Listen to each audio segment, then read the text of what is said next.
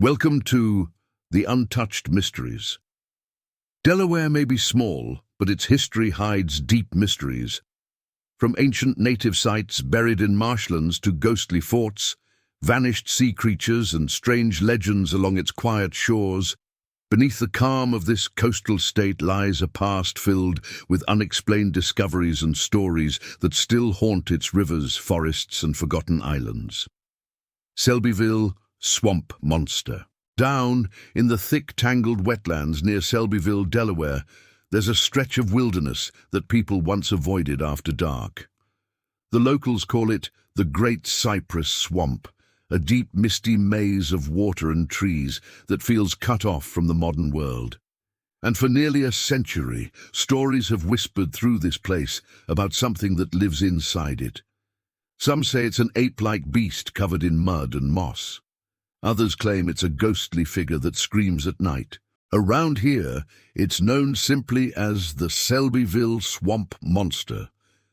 The legend started back in the 1920s when a local newspaper in Selbyville ran a short piece about hunters who'd seen a strange creature in the swamp. They described it as tall, broad-shouldered, and walking upright like a man, but not quite human. It had glowing eyes and left huge footprints in the mud.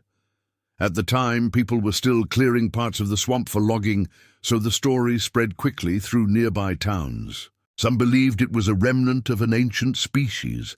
Others thought it was the spirit of someone lost in the bog centuries earlier. But the fear it stirred was real enough that for years, few dared to venture deep into the swamp alone. Then in the 1960s, the story took a twist. A man named Fred Stevens, who wrote for a local paper, admitted that he and a friend had actually dressed up as the monster as a prank. They used fur, rags, and even attached a fake head to make the illusion more terrifying. They would hide in the fog, let out low growls, and scare anyone who came too close. The hoax was supposed to be harmless fun, but it quickly grew beyond their control. Sightings started pouring in from people who swore they saw the creature even when Fred wasn't around. That's when things got strange. The prank had ended, but the sightings didn't stop. Some locals began to insist that whatever was out there wasn't human at all. Hunters reported hearing heavy footsteps and guttural sounds in the distance. Fishermen said they'd seen something moving through the cypress shadows, taller than any man, moving fast through waist-deep water. A few stories described the creature dragging itself onto dry land at night, leaving behind long claw marks on tree trunks. One man, decades later, said he'd seen glowing red eyes through the trees near his truck headlights. Whatever he saw, he swore it wasn't a man in costume. That mix of fact and folklore is what keeps the Selbyville Swamp Monster alive. Some think it's Delaware's version of Bigfoot. Others say it's just the swamp playing tricks, a combination of fog, shadows, and animal sounds that blend into something haunting. The Great Cypress Swamp itself adds to the mystery. It's one of the largest forested wetlands on the Delmarva Peninsula, stretching across thousands of acres. Parts of it are nearly impassable, with black water reflecting the trees like a mirror and thick mats of vines hanging overhead. It's the kind of place where sounds echo strangely, and the line between reality and imagination blurs. When you walk through the swamp, especially at dusk, it's easy to see how the legend stuck. The air feels heavy, almost electric. Frogs croak in the distance, and the hum of insects fills every corner. The smell of wet earth mixes with the sharp scent of pine and cypress. Every movement in the brush makes you glance over your shoulder. There's something primal about it, something that stirs old instincts. Even knowing the story started as a prank, part of you still expects something to step out of the fog. Over the years, researchers and cryptozoologists have tried to investigate. Some brought cameras and sound equipment, others came with thermal imaging tools. They recorded strange noises, low moaning calls that didn't match any known animal in the area. A few blurry photos appeared in local papers, but none offered real proof. Most of what we have are eyewitness accounts passed down like campfire tales. That's part of what makes it compelling.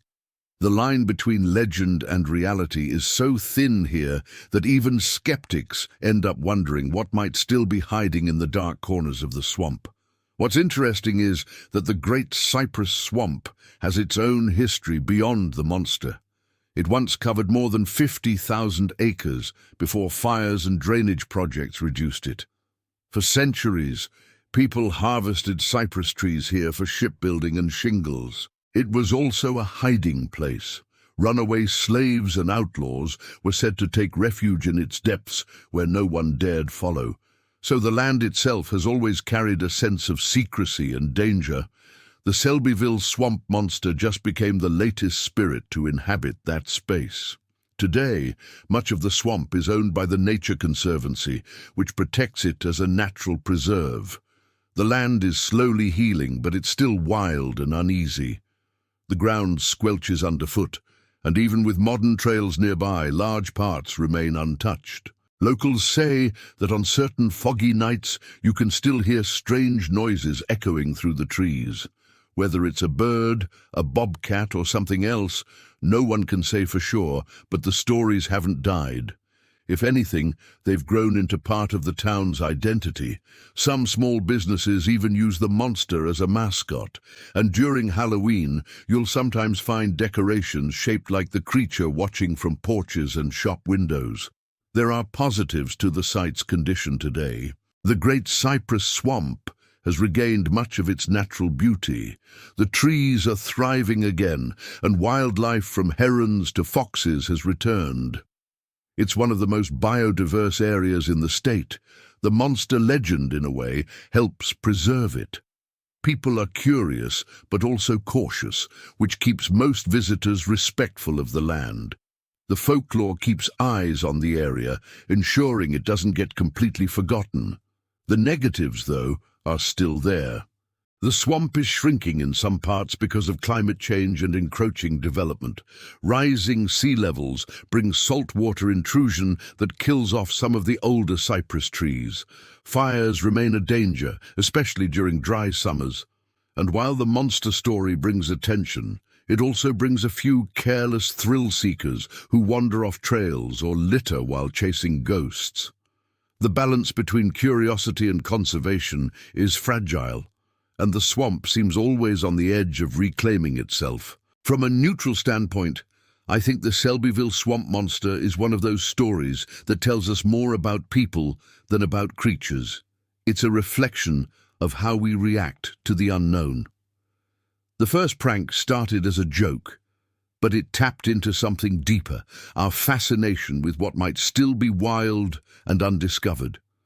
Even if the monster was a man in a costume, the fear and wonder it inspired were real. Maybe that's the point. We create legends to fill the spaces where our understanding fades, and sometimes those legends take on a life of their own. If you visit Selbyville today, you can still find locals who will tell you about late-night screams or shadows moving through the mist.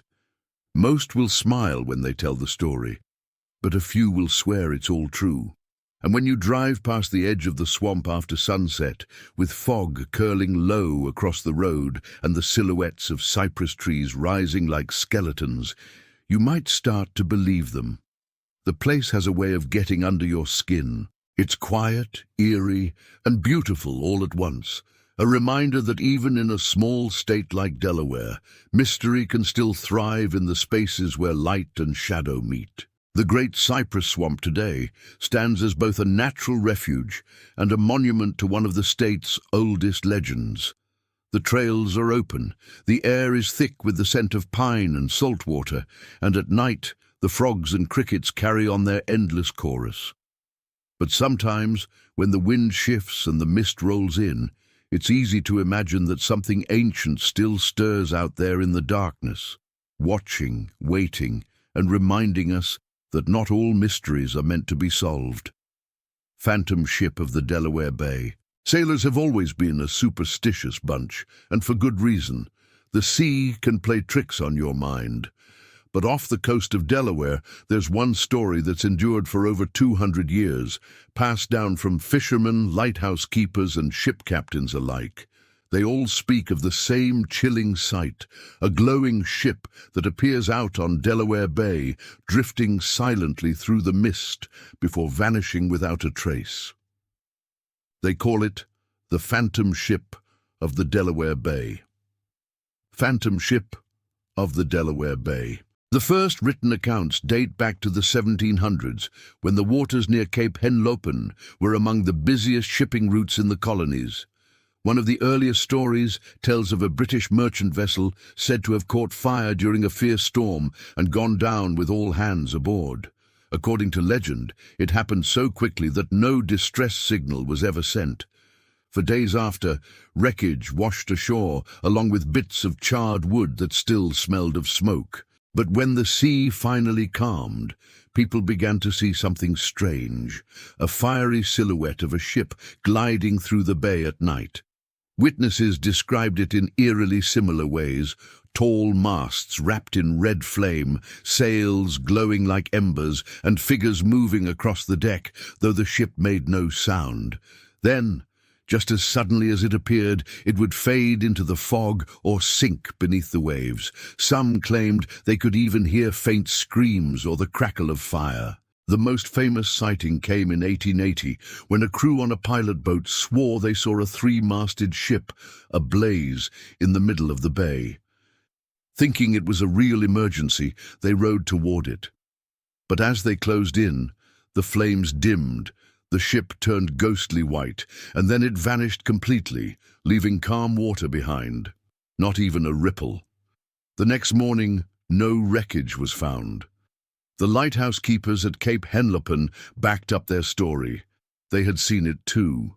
Ever since then, the phantom ship has been spotted during bad weather, especially before a big storm or heavy fog. Old-timers along the coast used to say that when the ghost ship appears, disaster follows. Some fishermen even refused to go out to sea if someone claimed to have seen its light the night before. It became both an omen and a reminder of how merciless the bay could be. There are a few theories about what causes the phenomenon. Some scientists suggest it could be a kind of optical illusion called a fata morgana. That's when layers of warm and cold air bend light over the horizon, making distant ships appear distorted or glowing. Others point to swamp gas or reflections from lighthouses. But the people who've seen the phantom ship up close swear it's more than that.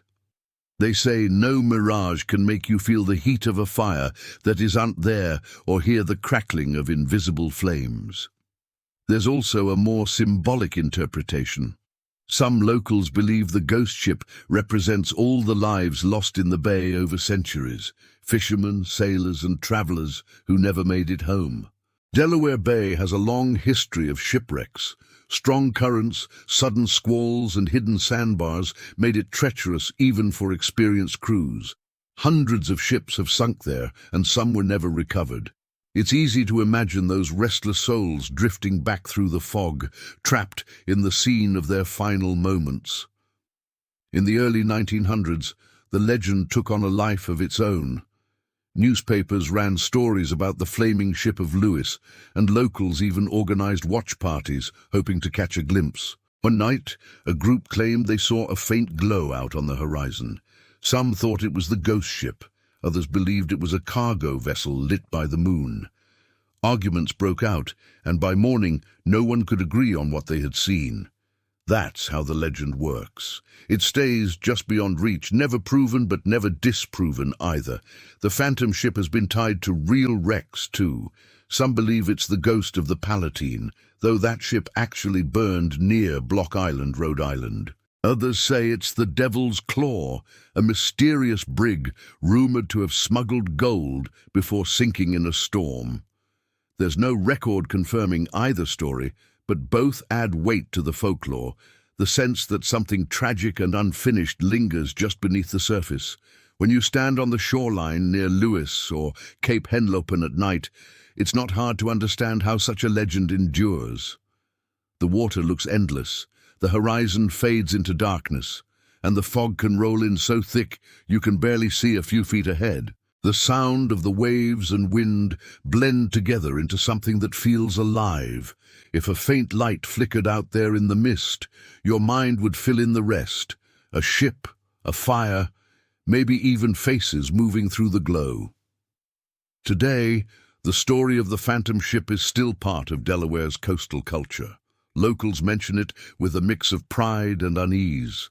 Fishermen tell the story to visitors, and ghost tours in Lewis include it on their list of local hauntings. A few paranormal enthusiasts have tried to document it, setting up cameras along the bay, but no one's captured anything more than fog and distant lights. That's part of its power. It remains a mystery you can't quite touch. There's something poetic about the idea of a burning ghost ship that never goes out. It's both terrifying and beautiful, like a warning and a memory at once.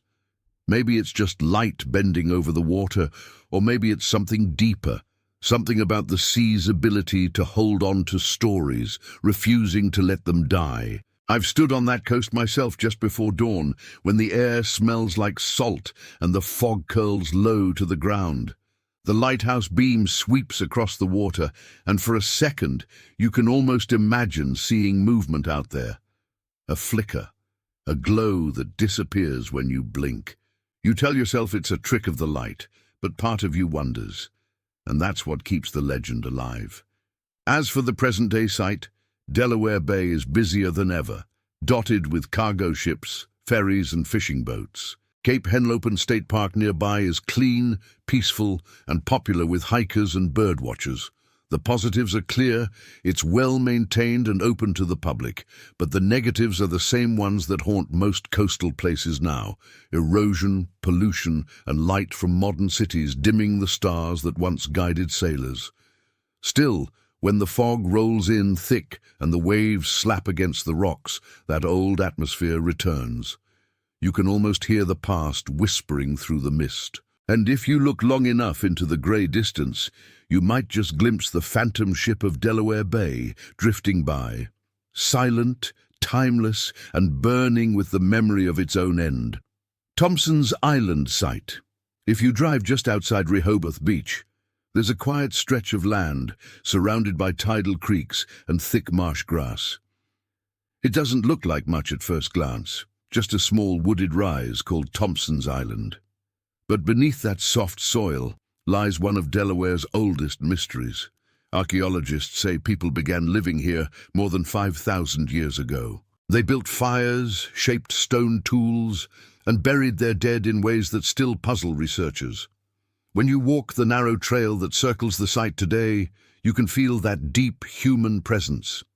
Even though the land seems calm and empty, excavations over the years revealed layers of ancient life, traces of camps built by people who came back season after season. They hunted along the inland bays, fished the shallow waters, and gathered shellfish from the tidal flats. Some artifacts show trade materials that came from far away, suggesting these weren't isolated groups. They were part of a broad network that stretched across what we now call the Mid-Atlantic. Yet no one really knows who they were. Their names are gone, their languages lost.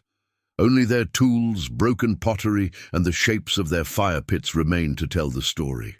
What makes Thompson's Island so mysterious is how deliberately it seems to have been used. Unlike many open camps, this place has evidence of repeated, purposeful visits. Archaeologists found post holes that hint at temporary shelters and fragments of carved stones that might have been ritual objects.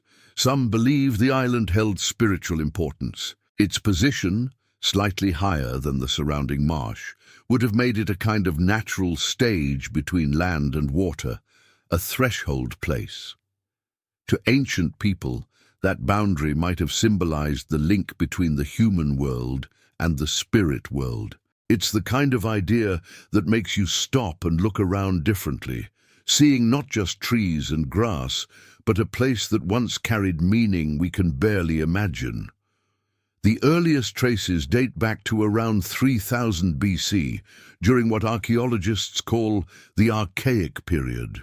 Over the centuries, new groups returned, By the woodland period, maybe 1,000 years before European contact, the people here were using pottery and forming more organized communities. They cooked fish and shellfish in clay vessels, and their diet tied them closely to the water.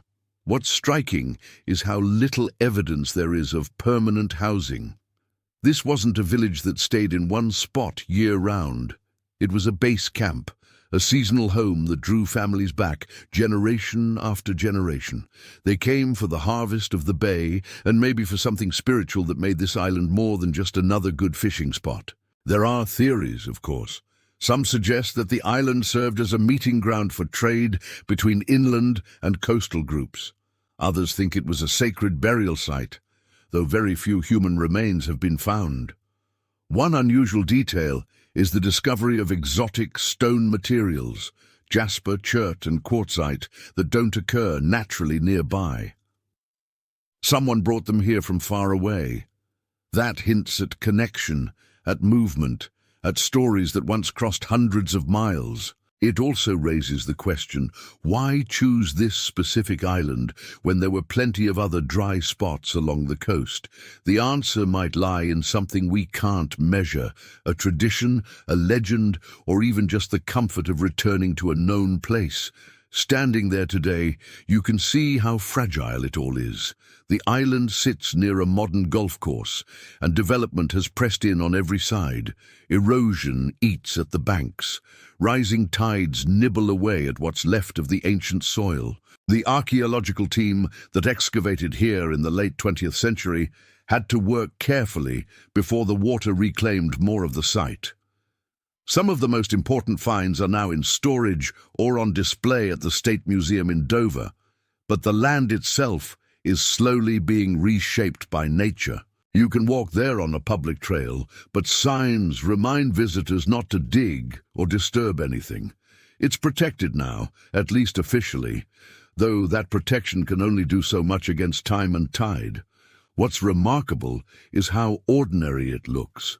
You'd never guess you're standing on a place that predates the pyramids of Egypt. There are no monuments, no stone circles, just uneven ground covered with pine needles and sandy soil.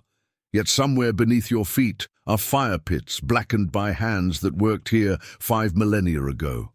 That contrast, the quiet surface, and the deep history underneath, is what makes Thompson's Island feel strange in a beautiful way. It's humbling. You realize that history isn't just written in ruins or temples. Sometimes it's hidden in a patch of woods between a housing development and a bay. Researchers continue to debate what the pattern of artifacts really means. Some think the changing styles of pottery and tools show how different cultures replaced or absorbed each other over time. Others believe the same people simply adapted, shifting their ways of life as the environment changed. Sea levels were rising then too, flooding older settlements and creating new coastlines. It's possible Thompson's Island wasn't even an island in its earliest days. It might have been part of a larger peninsula, gradually cut off as the bays formed. If that's true, what we now call an island could have been a high ridge overlooking a wide plain. Time and water transformed it, just as they transformed the people who came here. When you think about it, there's something poetic in that cycle. A site that once stood at the center of life is now eroding into the water it depended on. It's as if the land itself is finishing the story, closing the circle. Some locals say the island has an atmosphere that's hard to describe, calm but heavy, like it remembers. Maybe that's imagination, or maybe it's just the effect of standing where thousands of lives have passed.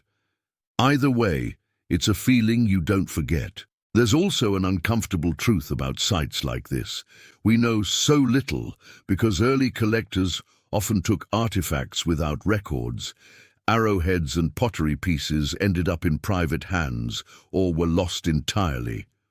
What remains for scientists to study is only part of the picture. It's possible the most telling clues were carried away long ago. Still, even fragments can speak. The pattern of hearths and refuse pits shows a community organized enough to manage resources and return systematically. That suggests knowledge passed down carefully through generations. These weren't primitive wanderers.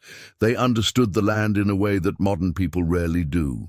If you visit now, you'll find a sign explaining that the Thompson's Island site is listed on the National Register of Historic Places. There's a short trail loop where you can hear gulls and the faint hum of traffic from Route 1. The air smells like salt and pine. It's quiet except for wind and the occasional splash from the marsh. The positives are clear. It's preserved, accessible, and still offers a chance to connect with something ancient. The negatives are just as real.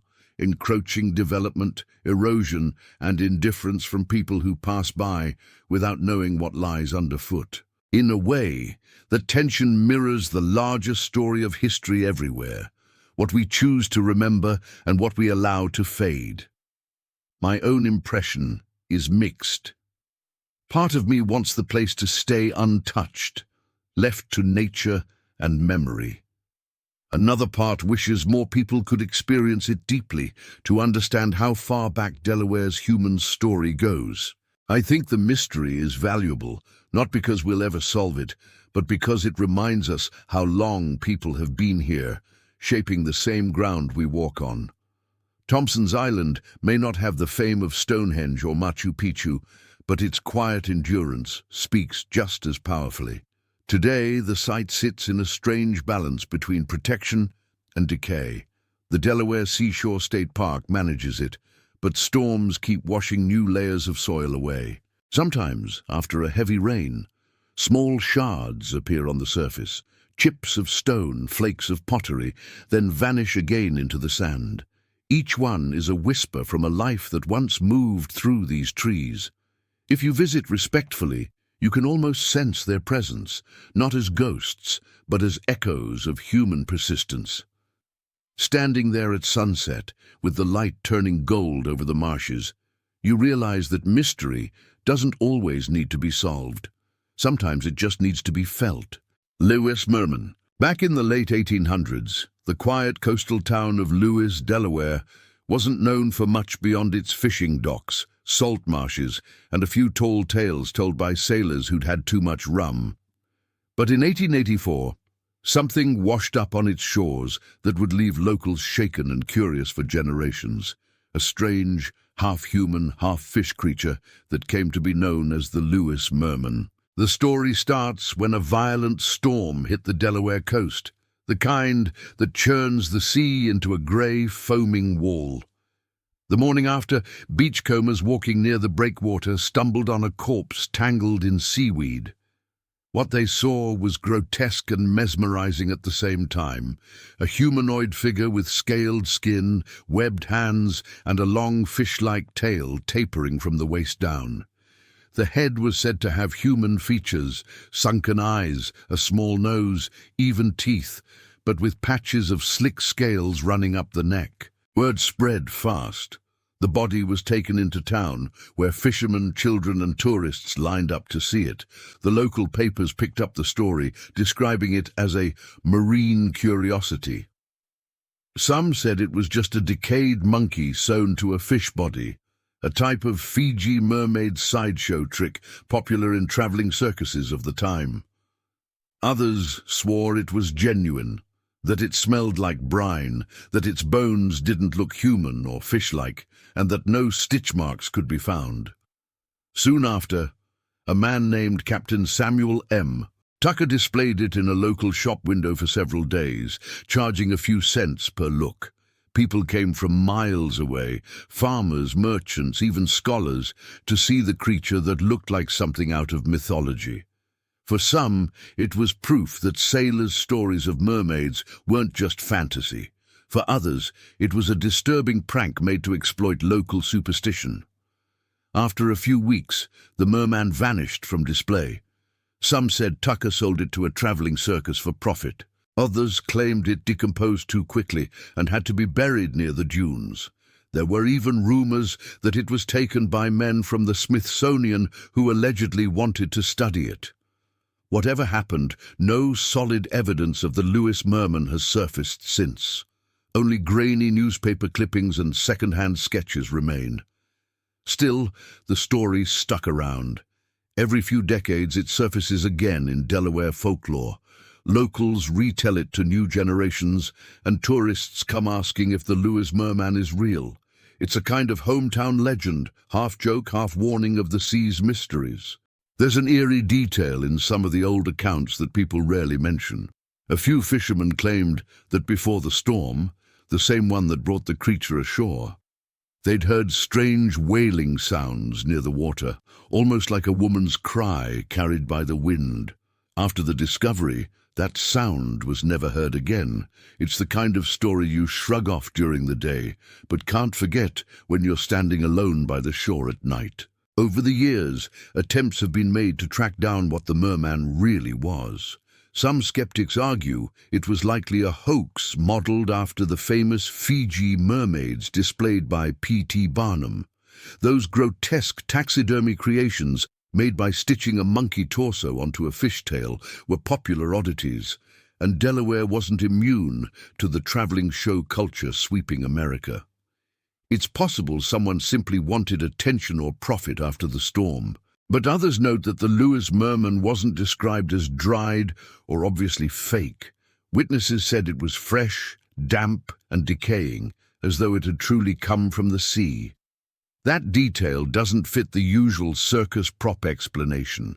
Even modern marine biologists who've looked into the legend admit that unusual carcasses sometimes wash up along the mid-Atlantic coast.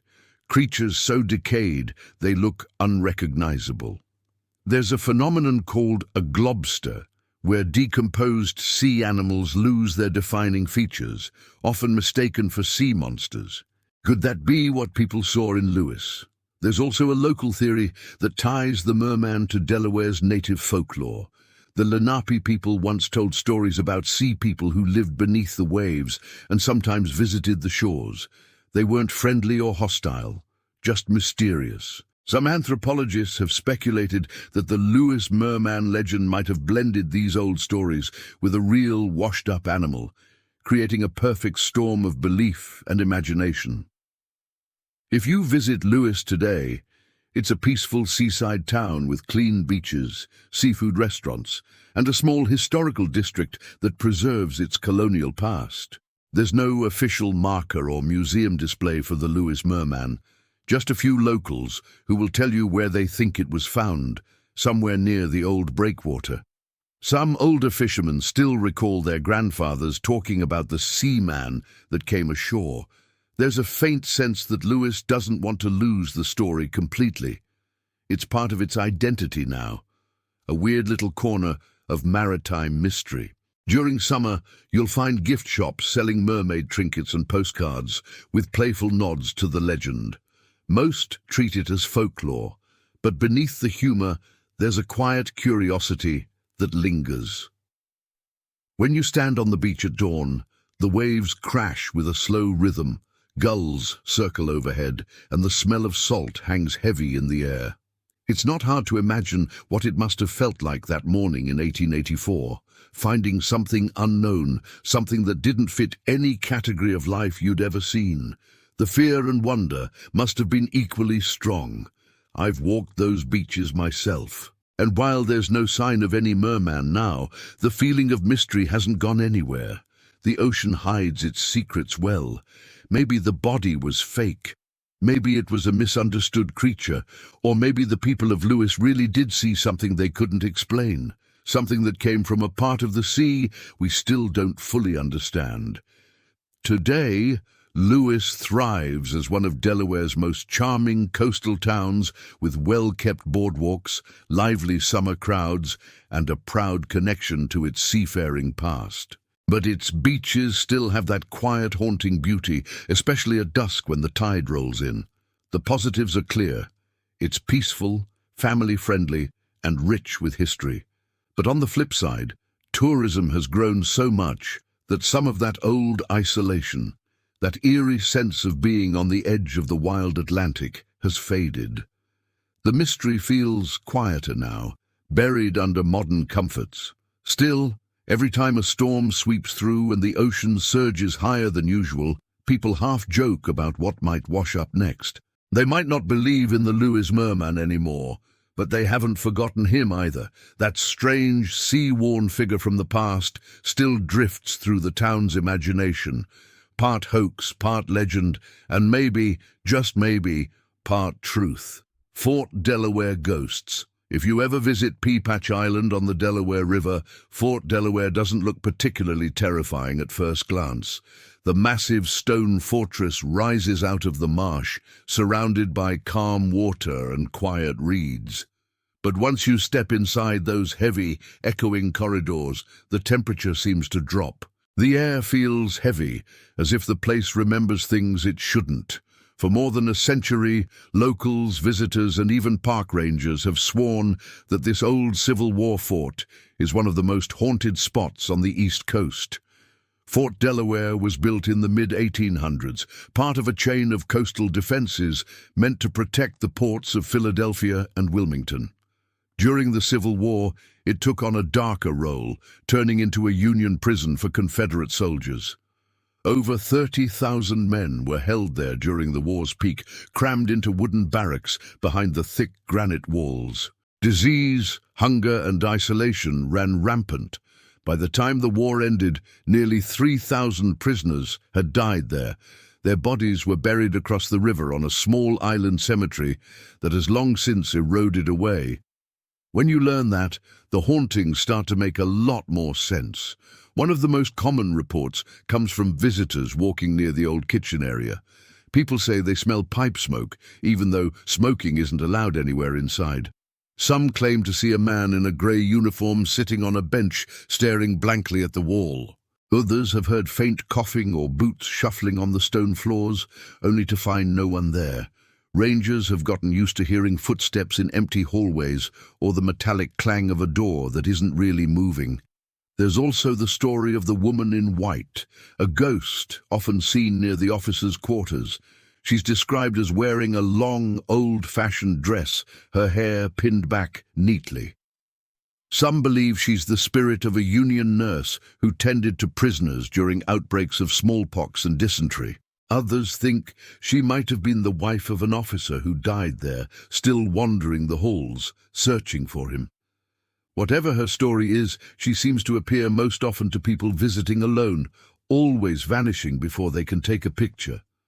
Modern paranormal investigators have spent nights at Fort Delaware using thermal cameras, motion sensors, and voice recorders. Several groups claim to have captured whispers, temperature drops, and even shadowy figures moving in the dark. A few of these clips made it onto national television, especially after the fort was featured on the show Ghost Hunters. That episode gave Fort Delaware a reputation that hasn't faded since. Yet even without ghost shows or gadgets, it's easy to understand why the fort unnerves people. The architecture itself feels designed to amplify sound. The curved brick tunnels and hollow rooms create strange echoes. The constant drip of condensation, the distant cry of seabirds, and the creak of old metal doors all blend into something that feels alive. Add the knowledge of what happened there, and your mind fills in the rest. There's one chilling legend passed down by former caretakers. In the 1950s, before the site was restored, a caretaker lived alone in a small apartment inside the fort. He often reported hearing someone pacing the upper levels late at night, thinking it was trespassers. He'd go up with a lantern, but he never found anyone. Once, while locking up, he claimed he heard a man whisper, "We're still here." He never stayed overnight again. Despite all this, the fort doesn't feel purely frightening. There's also a deep sadness to it, like the place itself wants to be remembered. The soldiers imprisoned there, most of them young men, wrote letters home that still survive, talking about missing their families, praying for freedom, or even feeling grateful for small acts of kindness from guards. Some of those words are engraved on displays in the fort today, giving a human voice to what would otherwise just be a pile of stone. When I walked through Fort Delaware myself, what struck me most wasn't the coldness or the ghosts, it was the silence. Once the ferry leaves you on the island, you realize how isolated it is. The only sounds are the wind through the marsh grass and the distant rush of water. Inside the fort, the rooms are dimly lit with moss creeping over the walls. You can almost picture the prisoners lying in those cramped bunks, listening to the same wind outside, counting the days. Today, Fort Delaware is a state park, restored with care. Guides in period clothing recreate daily life from the Civil War era, cooking food, firing cannons, and telling stories about soldiers on both sides. It's educational, even charming at times. Families visit, school groups take tours, and the ferry ride adds a bit of adventure. But even in daylight, the fort still carries that weight. You feel it when you step through the old Sallyport, the tunnel-like entrance that swallows the sound of the outside world. At night, the mood changes completely. The park occasionally offers ghost tours, where visitors walk through the darkened corridors with flashlights while guides recount the fort's eerie history. People laugh nervously at first, but as the night deepens, that laughter fades. The air feels colder in certain spots, especially near the old prison block. Sometimes even skeptics admit they feel watched. There are positive sides to how Fort Delaware is treated today. It's well preserved, the ferry is well run, and the staff have kept the balance between history and mystery. They don't sensationalize it too much. The fort stands as both a war memorial and a haunted relic, depending on how you look at it. The negatives are mostly environmental. The island floods easily, and humidity continues to wear down the stone. Some visitors also find it a bit too commercialized, especially when the ghost tours get theatrical. But overall, it's one of the few places where history and legend still share the same ground naturally.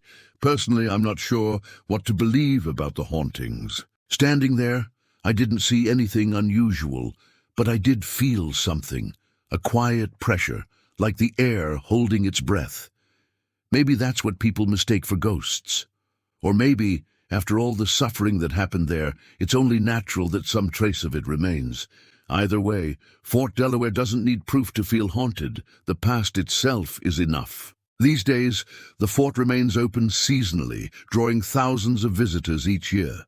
The ferry runs from April through October, bringing families, historians, and yes, ghost hunters. On calm days, the view of the Delaware River is beautiful.